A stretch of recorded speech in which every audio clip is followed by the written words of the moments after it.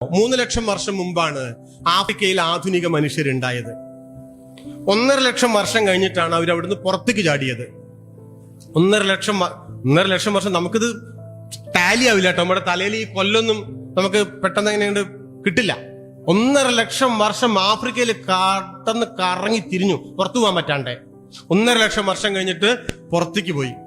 ഇന്ത്യയിൽ വന്നത് 65,000 കൊല്ലം മുമ്പാണ്. നമ്മൾ ചരിത്രം പരമാവധി ഒരു ബുദ്ധന്റെ അവിടെ നിന്നൊക്കെ നമ്മൾ തുടങ്ങുക, അല്ലെങ്കിൽ ചന്ദ്രഗുപ്ത മൗര്യൻ, ജൈനന്മാര് അവിടുന്ന് അങ്ങനെയൊക്കെ തുടങ്ങുക. യഥാർത്ഥത്തിൽ തുടങ്ങേണ്ടത് 65,000 കൊല്ലം മുമ്പെങ്കിലുമാണ്. 65,000 കൊല്ലം മുമ്പാണ് ആഫ്രിക്കയിൽ നിന്ന് ആദ്യത്തെ മനുഷ്യ സമൂഹം ഇന്ത്യയിൽ വന്നത്. നമ്മുടെ ഇന്ത്യ എന്ന് പറഞ്ഞാൽ ഇന്നത്തെ ഇന്ത്യ കേട്ടോ. അന്ന് ഇന്ത്യ ഒന്നും ഇല്ലല്ലോ. ഈ ഉപഭൂഖണ്ഡത്തിന്റെ ഈ ഭൂമി എന്ന് മാത്രം ഉദ്ദേശിച്ചാൽ മതി. എന്താണ് ഈ പുതിയ പഠനം? ആഫ്രിക്കയിൽ നിന്ന് പുറത്തിറങ്ങിയിട്ടുള്ള മനുഷ്യരിലെല്ലാം നമ്മുടെ നിങ്ങളുടെയൊക്കെ DNA ഉണ്ടല്ലോ, നമ്മുടെ സ്വഭാവത്തെ നിർണയിക്കുന്ന ജനിതക കോഡുകൾ ഉണ്ടല്ലോ. അതില് 2 മുതൽ 4% വരെ DNA നിയാണ്ടർത്താൽ മനുഷ്യരുടെ DNA ആണ് എന്നാണ്.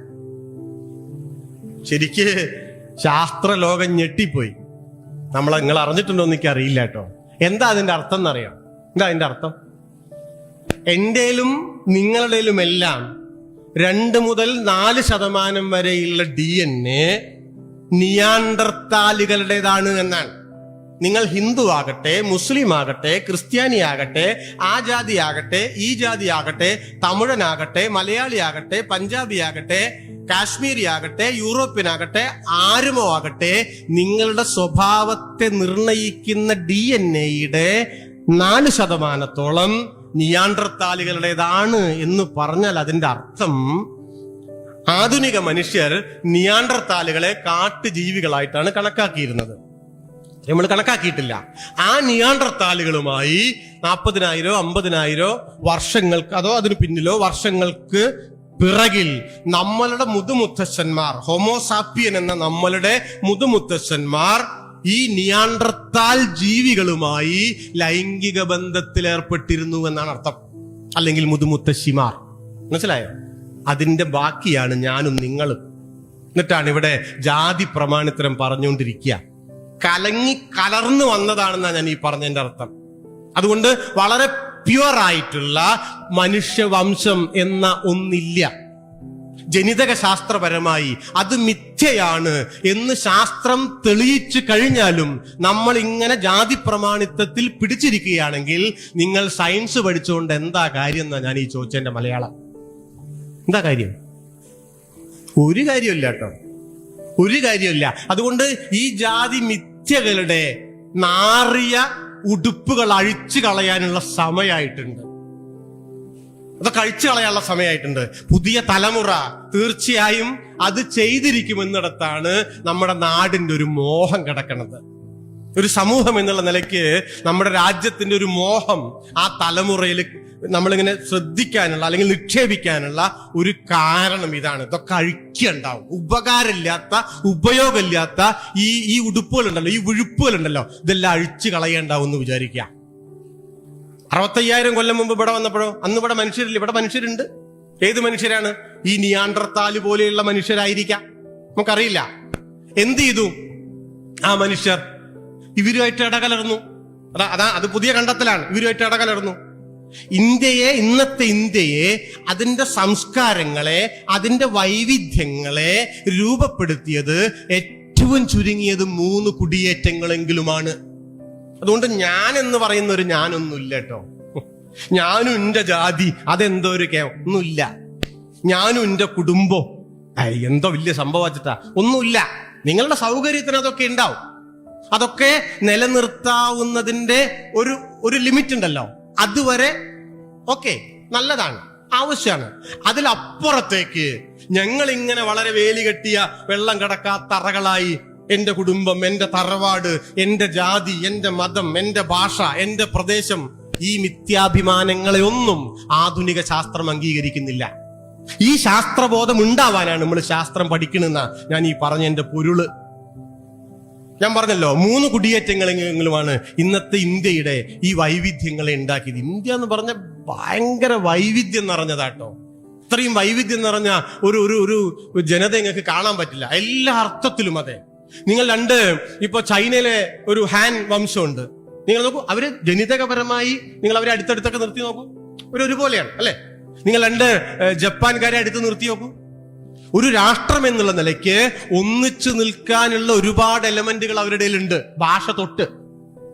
നിങ്ങൾ ആഫ്രിക്കക്കാരെ എടുത്തു നോക്കൂ, നിങ്ങൾ ഫ്രഞ്ചുകാരെ എടുത്തു നോക്കൂ. ഞാൻ അവർക്ക് വ്യത്യാസങ്ങൾ ഇല്ല എന്ന് പറയല്ല, പക്ഷെ ഒരു രാഷ്ട്രമായിട്ട് നിൽക്കാൻ ചില കാര്യങ്ങൾ വേണമല്ലോ, ചില കാരണങ്ങൾ വേണമല്ലോ.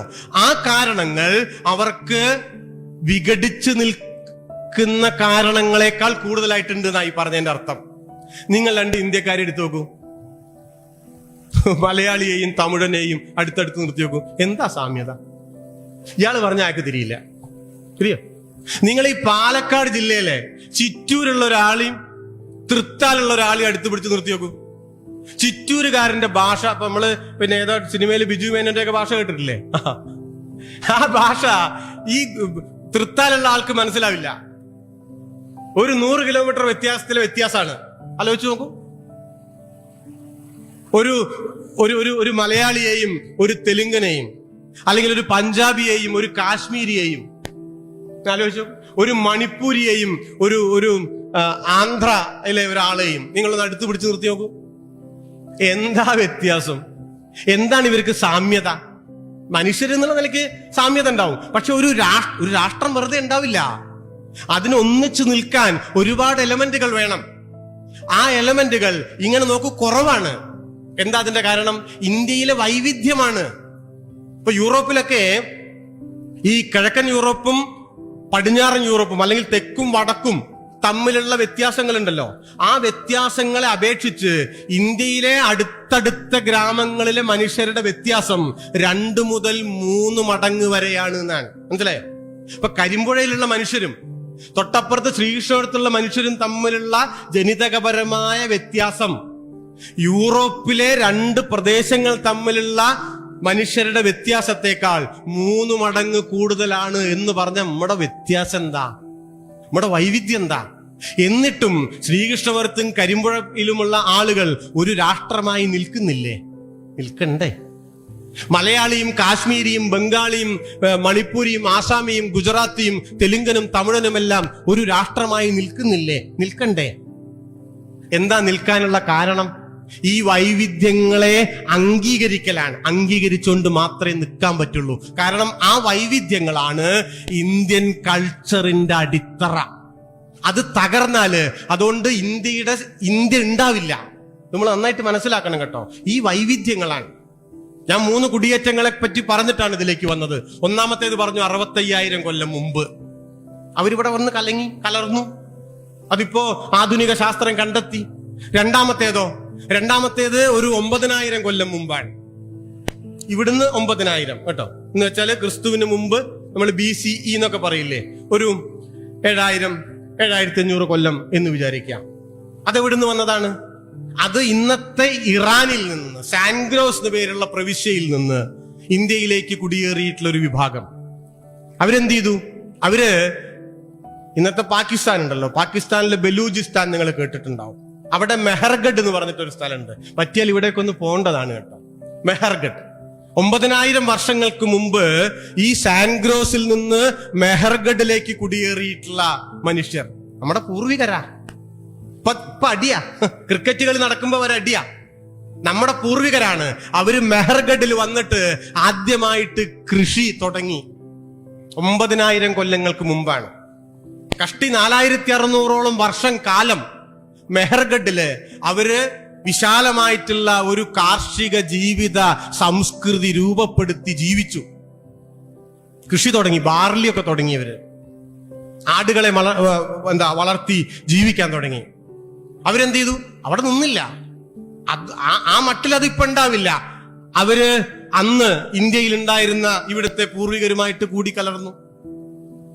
അവര് ഹാരപ്പയിൽ വന്നിട്ട്, നിങ്ങള് സിന്ധു നദീ തട സംസ്കാരം എന്നൊക്കെ കേട്ടിട്ടില്ലേ? പുതിയ കാലത്ത് അങ്ങനെയും പറഞ്ഞുകൂടാട്ടോ. നമ്മൾ സിന്ധു നദീതട സംസ്കാരം എന്നാ പഠിച്ചിട്ടുള്ളത്. പുതിയ കണ്ടെത്തലുകൾ എന്താണ്?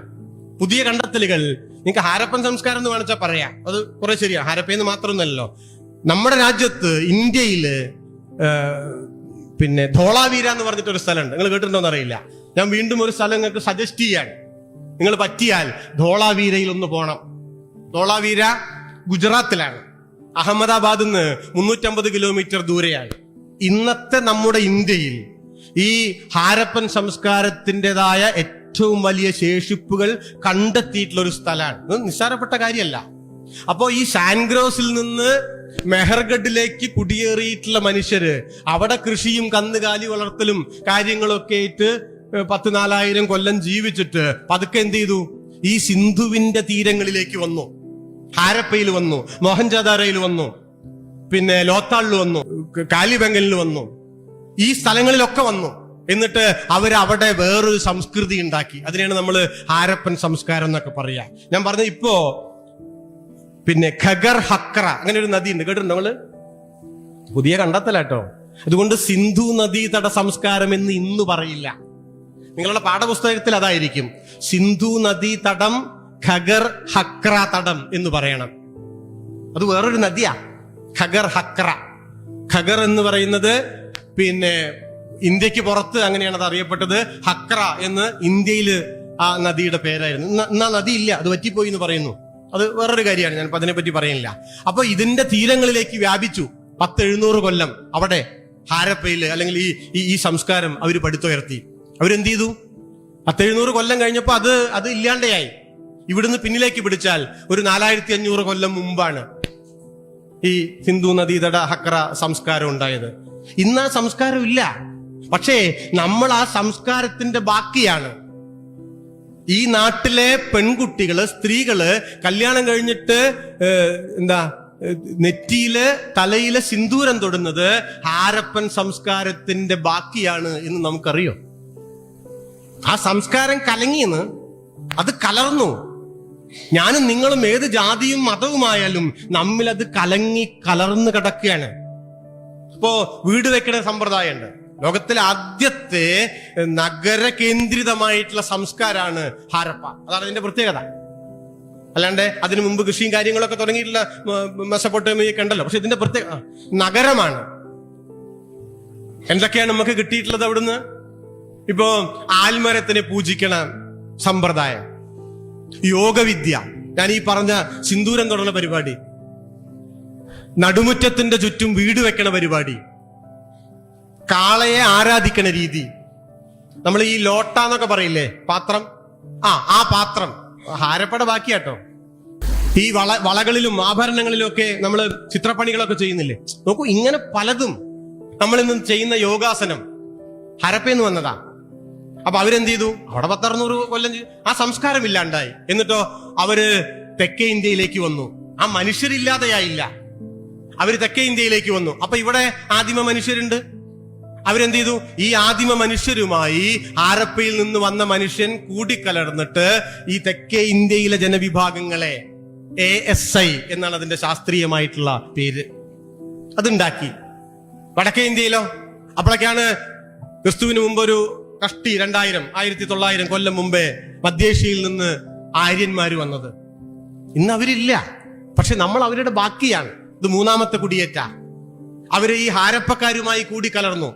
അവര് ഉത്തരേന്ത്യയിലെ ഇന്ന് കാണുന്ന ഒരു ജനവിഭാഗത്തെ ഉണ്ടാക്കി. ഈ മട്ടിൽ കലർന്ന് കലങ്ങി 10,65,000 വർഷം കൊണ്ട് ഉണ്ടായ ഒരു മനുഷ്യവംശമാണ് ഞാനും നിങ്ങളും എന്ന് മനസ്സിലാക്കാനാണ് വാസ്തവത്തിൽ നാം ചരിത്രവും സയൻസും പഠിക്കുന്നതിന്റെ മാനുഷികമായ, സാമൂഹ്യമായ, രാഷ്ട്രീയമായ, സാംസ്കാരികമായ ഒരു തലം എന്ന് പറയുന്നത്.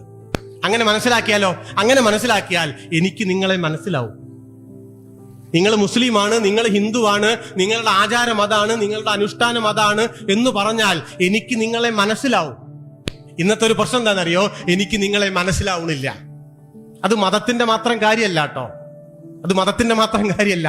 വീട്ടിലുള്ളവർക്ക് മനസ്സിലാവണുണ്ടോ? എനിക്കറിയില്ല. 4-5 ആളേ ഉള്ളൂ വീട്ടിൽ, ഭാര്യയും ഭർത്താവും മക്കളുമാണ്, അല്ലേ? മക്കളാ. ഞാൻ കഴിഞ്ഞ ദിവസം ഒരു വീട്ടിൽ ചെന്നപ്പോ പേരക്കുട്ടികളും മുത്തശ്ശിയും തമ്മിൽ വഴക്കാണ്. നേരത്തെ പറഞ്ഞതേ, മറ്റേ തള്ള വൈബാണേ. അപ്പോ പെൺകുട്ടികളാ, 18-20 വയസ്സായ പ്രായമുള്ള പെൺകുട്ടികളാ. അപ്പൊ എന്തിനാ വഴക്ക്? പാലസ്തീന് പറഞ്ഞിട്ടൊന്നുമല്ല, തണ്ണിമത്തന്റെ ബാഗ് ഉപയോഗിച്ചിട്ടുണ്ടോ എന്ന് ചോദിച്ചിട്ടല്ല വഴക്ക്. പിന്നെയോ ഈ പെൺകുട്ടി ട്രൗസർ ഇട്ടിട്ടുണ്ട് എന്നാ. ഈ പെൺകുട്ടി ട്രൗസർ ഇട്ടിട്ടുണ്ട്. ഈ പെൺകുട്ടി വേറെ ലോകാണ്. 20 വയസ്സായിട്ടുള്ള പേരക്കുട്ടീനെ 65 വയസ്സായിട്ടുള്ള മുത്തശ്ശിക്ക് മനസ്സിലാവണില്ല. മുത്തശ്ശീനെ തിരിച്ചു വിട്ടോ, അതും വേണ്ടേ പറയാ. മുത്തശ്ശി വേറെ ലോകാണ്, പെൺകുട്ടി വേറെ ലോകാണ്. എന്റെ ചോദ്യം വളരെ സിമ്പിളാണ്. നിങ്ങൾ ഒരുപാട് പഠിച്ചു, നല്ല വിദ്യാഭ്യാസം ഉണ്ടായി, നല്ല ബിരുദങ്ങൾ ഉണ്ടായി, വലിയ ജോലി കിട്ടി, നല്ല ശമ്പളം ഉണ്ട്. നിങ്ങൾക്ക് നിങ്ങളുടെ വീട്ടിലെ മുത്തശ്ശിയെ മനസ്സിലാവണ്ടേ? വേണ്ടേ? നിങ്ങൾക്ക് നിങ്ങളുടെ ഭർത്താവിനെ മനസ്സിലാവണ്ടേ? നിങ്ങൾക്ക് നിങ്ങളുടെ ഭാര്യയെ, നിങ്ങളുടെ അയൽക്കാരിയെ മനസ്സിലാവണ്ടേ? നിങ്ങളുടേതല്ലാത്ത സംസ്കാരവും ജീവിത രീതിയും പിന്തുടരുന്ന ഒരാളെ നിങ്ങൾക്ക് മനസ്സിലാവണ്ടേ? നിങ്ങൾക്ക് അതിനെ അംഗീകരിക്കാൻ കഴിയണ്ടേ? സഹിഷ്ണുതയോടെ അവരോട് സംവദിക്കാൻ കഴിയണ്ടേ? മര്യാദയോടുകൂടി നിങ്ങളുടെ വിയോജിപ്പുകൾ രേഖപ്പെടുത്താൻ കഴിയണ്ടേ? അങ്ങനെ കഴിഞ്ഞില്ല എങ്കിൽ നിങ്ങളുടെ ബിരുദം കൊണ്ട് അവർക്കെന്ത് കാര്യം? അത്രയുള്ളൂ. അവർക്കെന്ത് കാര്യം? ഒരു കാര്യമില്ല കേട്ടോ. അതുകൊണ്ട് ആധുനിക വിദ്യാഭ്യാസത്തിന്റെ, ആ വിദ്യാഭ്യാസത്തിന് ഉപയോഗിക്കുന്ന സമ്പ്രദായത്തിന്റെ, കരിക്കുലത്തിന്റെ ലക്ഷ്യം എന്താണ്? ഒരു ലക്ഷ്യമുണ്ട്. ആ ലക്ഷ്യമൊക്കെ പൊളിറ്റിക്കലാണ് നമ്മൾ മനസ്സിലാക്കേണ്ടത്. ആ ലക്ഷ്യം എന്താണെന്ന് വെച്ചാല്, ഇപ്പൊ നോക്കൂ, ഈ ആധുനികത ഉണ്ടാക്കുന്ന വലിയ പിളർപ്പുകളുണ്ട്. ഈ ആധുനികത ഉണ്ടാക്കുന്നതാണ് പല ജാതി പിളർപ്പുകളാ. നമ്മളിപ്പോ ആ പിളർപ്പിൽ ജീവിക്കാൻ, ഞാൻ ഈ കരയിലും നിങ്ങൾ ആ കരയിലുമാണ്, ഇങ്ങനെ ജീവിക്കാൻ. ഒരു വീട്ടിൽ പോലും അങ്ങനെയാണ് കേട്ടോ. ഒരു വീട്ടിൽ പോലും അങ്ങനെയാണ്. കഴിഞ്ഞ ദിവസം ഞാൻ എന്റെ നാട്ടില് ഒരു 2 വീട്ടുകാർ തമ്മിലൊരു തർക്കം, കുഞ്ഞു തർക്കാണ്. ആ വീട്ടിലെ കൊമ്പ് ഇയാളുടെ വീട്ടിലേക്ക് വന്നിട്ട് ശല്യം ചെയ്യണം. അപ്പൊ അതൊന്ന് വെട്ടിക്കൊടുക്കാൻ പറയണം. അപ്പൊ ഞാൻ ഇയാളോട് വെച്ചു, നിങ്ങൾക്ക് പറഞ്ഞൂടെ? നിങ്ങളുടെ അയൽക്കാരനല്ലേ, എന്റെ അയൽക്കാരനല്ല. എനിക്ക് പരിചയമുണ്ട്, പക്ഷെ എന്റെ അയൽക്കാരനല്ല. നിങ്ങൾക്ക് പറഞ്ഞൂടെ? അപ്പൊ എന്നോട് പറഞ്ഞു, ഞാൻ 18 കൊല്ലമായിട്ട് അയാളോട് മിണ്ടിയിട്ടില്ല. കോളറൊക്കെ എങ്ങനെയാക്കിട്ടാ പറഞ്ഞു. ഞാൻ നോക്കുമ്പോ ഇയാൾക്ക് 2 PG ഉള്ള ആളാ. 2 PG ഉണ്ട്, വലിയ ഉദ്യോഗമുണ്ട്, നല്ല ശമ്പളമുണ്ട്.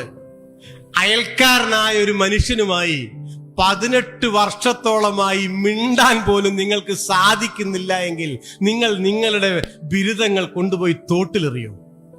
ഒരു കാര്യമില്ല കേട്ടോ. Simply waste. ഒരു കാര്യമില്ല. അപ്പൊ ഞാൻ ചോദിച്ചു, അതെന്തിനാണ് 18 കൊല്ലായിട്ട് എന്തായിരുന്നു? വല്ല ഭയങ്കരമായ പ്രശ്നമാണോ? ഇതിന്റെ വേറൊരു വെർഷനാ. അപ്പൊ കൊമ്പാ വന്നത്. അന്ന് പശുക്കുട്ടി ചാടിയെന്നാ.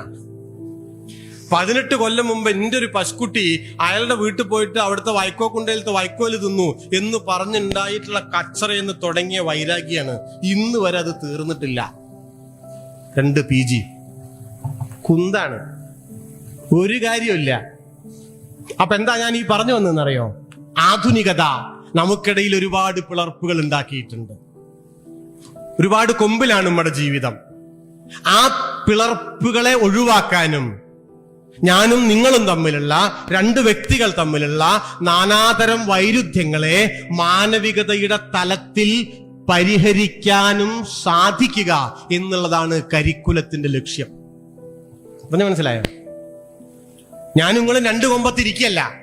നമുക്ക് 2 ആൾക്കും കൂടി വരാവുന്ന ഒരു സ്പേസ് ഉണ്ടാവണം. ഒരാൾ ഹിന്ദുവാണ്, ഒരാൾ മുസ്ലിമാണ്, ഒരാൾ സ്ത്രീയാണ്, ഒരാൾ പുരുഷനാണ്, ഒരാൾ അപ്പുറത്തെയാണ്, ഒരാൾ ഇപ്പുറത്തെയാണ്. നിങ്ങൾ 2 കൊമ്പിലിരുന്ന് നിങ്ങൾ 2 കൊമ്പിലിരിക്കലേ ഉണ്ടാവുള്ളൂ. നിങ്ങൾക്കിടയിൽ എന്തെങ്കിലും പളർപ്പുണ്ടെങ്കിൽ അത് പരിഹരിക്കാൻ പുതിയൊരു സ്പേസ്, ഒരു ഗ്രൗണ്ട് ഉണ്ടാവണം. ആ ഗ്രൗണ്ട് എന്താണ്? അത് ഹ്യൂമാനിറ്റിയുടെ ഗ്രൗണ്ടാണ്, മാനവികതയുടെ ഗ്രൗണ്ടാണ്. ആ ഗ്രൗണ്ട് വേറെ ആരും ഉണ്ടാക്കില്ല, നമ്മൾ സ്വയം ഉണ്ടാക്കണം. ആ ഗ്രൗണ്ട് ഉണ്ടാക്കാനാണ് വാസ്തവത്തിൽ സമൂഹം വിദ്യാഭ്യാസം കൊണ്ട് ഉദ്ദേശിക്കുന്നത്. അതാണ് വിദ്യാഭ്യാസത്തിന്റെ ഒരു എന്താ പറയാ, സാമൂഹ്യമായിട്ടുള്ള ഒരു ദർശനം എന്ന് പറയണത്. അവിടുന്ന് ചുരുങ്ങിയിട്ട് ഇന്റെ ജോലി എന്നുള്ളിടത്തേക്ക് മാത്രമായ ഈ ഗ്രൗണ്ട് പണിയില്ല. ഗ്രൗണ്ട് പണിയില്ല. അതുകൊണ്ട് കൂടിയാണ് ഇന്ന് നമ്മുടെ നാട്ടില് പലതരം സാമൂഹ്യമായ അസ്വാസ്ഥ്യങ്ങൾ നിലനിൽക്കുന്നത്.